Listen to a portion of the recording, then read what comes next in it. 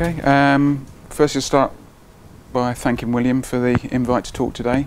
It's very much a homecoming for myself, literally, because the concept of Sanitas data security was actually founded in this building, because it was formed by three of us as students on the MSc cybersecurity programme. My colleague Rick at the back is a fellow co-director and founder of the company.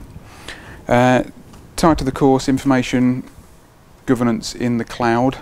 We've had a few presentations on the cloud, so I'll skirt through the cloudy bits and try and talk about how that relates to information governance when you're in a cloud environment. It's not a technical talk, and I make no apologies for that. We've been supporting various CRESTxLancaster events as Sanitas over the past year, and a recent event, I think the report's now available on the website if you go there. What CRESTxLancaster does is very good at bringing together academia, the sort of information security profession, and general local business in the area. One of the key themes that came out of the last conference we went to was basically, business owners and business managers out there don't like all the FUD, and they definitely don't like all the technical jargon that comes out of people like us. So I see it as our responsibility as information security professionals really to talk in business terms, business language. They understand words like risk, they understand words like compliance, and sort of help translate between what the good research is being done here and in industry. Don't get me wrong, I'd love to talk to Martin and Noor about hardening nodes and hypervisor malware, but I know if I talk to a CEO of a local company, it's just going to go straight over their head. I think, especially these days, information is the lifeblood of most organisations, and for many it's pretty much a given that they need to protect the confidentiality, integrity and availability of that information. I think, as we've also seen, depending on what business sector you're in, depending on your type of business, you might have different priorities in terms of those three attributes, but basically you still need to protect that information, whether it's IPR, national state security at stake, or whether it's just your own reputation as a confidential provider of a service like an accountant or a solicitor. You don't want that published all over your local or national newspaper. Good governance addresses obviously compliance, the C word that we've heard a lot about recently, both with legal and regulatory requirements that might apply to your particular industry sector. It does mean adopting appropriate policies, processes and tools, and most importantly, I think it means actually having a culture in your organisation that actually understands and respects how to protect information. Because if you haven't got that bit right, then some of the stats we've seen earlier in the day, but roughly 50% of data breaches happen by internal staff, most of that being accidental, but some of that being malicious, and even the external attacks, a lot of those are started by somebody on the outside exploiting a weakness in the human before they get to a weakness in the system.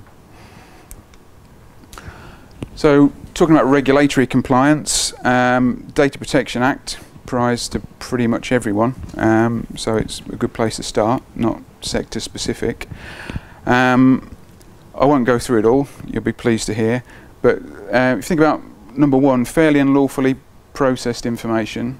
Number 7, kept secure by organisation on technical means, and they use the word appropriate in that definition, and that does mean appropriate to the sort of information you're protecting and the resources you have available to you as well. And another one, particularly thinking in the cloud, not transferred to other countries without adequate protection. So what's good governance in general? We've been out there now talking to a lot of companies, and like I say, they don't like techie speak. So we've come up with a simple acronym. It's the sort of things that most companies aren't doing enough of and should be doing more of. Paperwork, okay, that's the bugbear, but it does need to be there. You do need to have appropriate policies and procedures to put governance in place. Probably most importantly out there, I'd say risk assessments. You need to be continually looking at what your assets are, what the value of that is to you as a business, what the value might be of that to somebody else outside your business, what would the impact be if it went through the door, to really guide you in terms of what you should be doing to put the right controls in. Outsourcing is a key one. A lot of companies outsource their data processing, even simple things like you might have a small company might think, oh, it doesn't really apply to them. If they've got a pension scheme, then they're outsourcing personal sensitive data and the processing of that to somebody outside their organisation.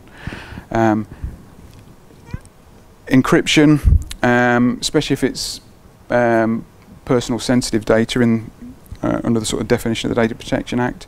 The guidance now is that should be encrypted when it's mobile. I think for some industries, I think that's not enough. If you've got millions and millions of credit card transactions, you might be looking at encrypting that inside your own boundaries as well. But certainly mobile data, the sorts of technology now to encrypt emails, to encrypt USB sticks, to encrypt laptops, all the sort of things that are easy to get hold of and go missing and get lost or stolen. The technology is there, and the ICO are expecting you to be protecting that through encryption. And we mentioned the people side of it. Obviously, that boils down to training and awareness. So it's it's not a one-shot. Everybody sit in a compulsory session. It has to be tailored. It has to be memorable. It has to be engaging. It has to get the point across. Otherwise, if you just let somebody read a password policy document, then all they'll do is they'll find the easiest, simplest way of making a password up to meet the policy and keep it easy to remember. You've got to come up with things that are going to make it hard for the computers to guess that. So what does that mean in the world of the cloud? So very quick overview of cloud computing in not too techie speak. In very simple terms, I talk about it as renting computing. So you're not buying computers and software. You're renting access to storage, processing power, software, or a combination of the above. You're accessing it on demand, so when you need it, it's not just sat there in an office 24/7, and you're connecting to it via a network. Obviously, public cloud, that means through the internet, but you can have a private cloud or even a clustered cloud if you're doing collaborative work, and hosted in a virtualized environment. So what we're effectively seeing is the move from is it the red button for the laser? Yeah. Sort of top left, static desktops with a server, nice simple sort of typical office scenario, to this sort of environment where basically everything's shared in terms of infrastructure, storage, software applications, and people can connect to that from a variety of desktops, mobile devices.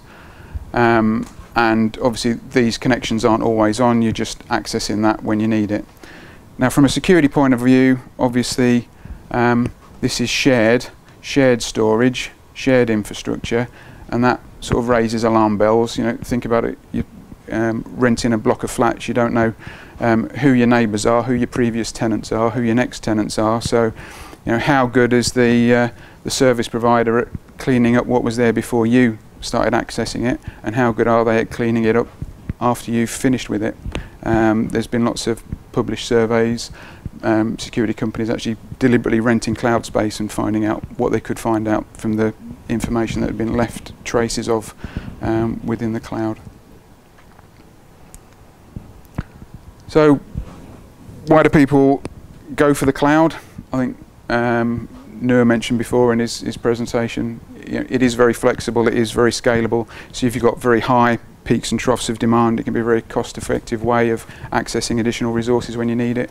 For example, software development companies, they might have a small team of developers, but every now and again they might want to test it out on a large network. It's a lot easier to rent out space in the cloud when you need it, rather than having a large network permanently in your environment and using it once in a blue moon. Scalability. If you're a rapidly expanding company, then you might want you might want to be on the cloud rather than continually investing in new infrastructure. You definitely, cost is not always straightforward, but obviously you're renting, so your capital expenditure is going down, which is why a lot of new startup businesses are definitely starting off with cloud. Resilience. It should be more resilient. I think critical national infrastructure was discussed earlier. I think people are making a move now thinking, hanging about all these server farms, if everybody's moving all their important stuff into there, what if a couple of those got taken out, then should server farms be critical national infrastructure?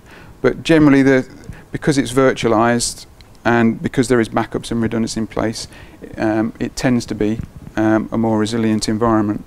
But obviously, if something does go wrong on a big scale, it could be something on a national level. Issues to be addressed: lock-in. You've got to be careful. I mean, there are software products out there in the cloud, the likes of Salesforce. Some of you may have heard of. You're very much locked into their way of doing things, and it's very hard to get out of that, and even get hold of your own data back out of the system and transfer it into another one. Loss of control, obviously, because you're renting it in. It's not, you don't own it. Security, pluses and minuses. I think if you're in that environment, then you control it. But if you're very good and you know what you're doing, then great. And you might be a bit more worried about moving outside your boundaries. But if you really don't know, haven't got a good idea what you're doing, you're a small company, you haven't even got your own in-house IT, never mind an IT security expert, then moving to a reputable cloud provider might actually be increasing your security rather than reducing it.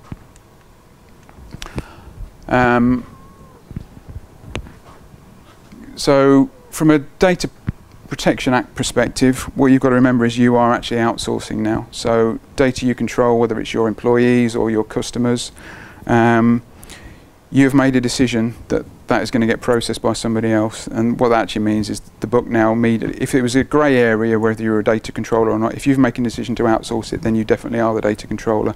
The book stops with you. The £500,000 maximum fine could be landing on your door if you get it wrong. Mentioned Principle 8, transferring data outside the EA. Now, physically knowing where your data is can be quite tricky in the cloud. And the provider doesn't always spell it out where that data is, and you have to be very careful. And we've already talked about multiple jurisdictions. Sometimes, and this is actually an example taken from my cloud-based bookkeeping software, your personal data may be transferred outside the EEA. Well, that's helpful, isn't it? Is it transferred out or isn't it? What data is transferred out? Where exactly is it transferred out? All questions I spend a lot of time getting the right answers to.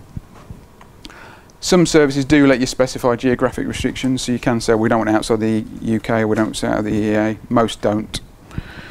And this one at the bottom causes a lot of confusion. What is a transfer? Basically, if the data is accessed in any way whatsoever from outside the EEA, then it's a transfer. I've come across providers who say, provide outsourcing services, say to the Indian subcontinent, and they'll say, oh, but it's not a transfer because the data server is in the UK. Well, sorry, but the ICO don't agree with you. They actually specifically say that is a transfer because it is being processed outside. I come from an export control environment from the defence industry, and if it's visible outside your borders, it is outside your borders, full stop.